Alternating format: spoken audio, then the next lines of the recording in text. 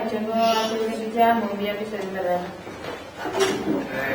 Gure proiektuak materiala izan da, bombilla bat, sorgailuak, bi batzuk eta kablera.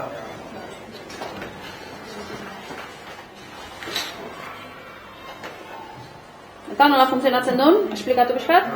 Bateria egitzen duenean, zer gertatzen da? Egitzen duenean, kable hau honekin juntatzen da, eta bombillara juten da zehar energia, eta bestetik bestela eta bombilla bestetik. Probatu?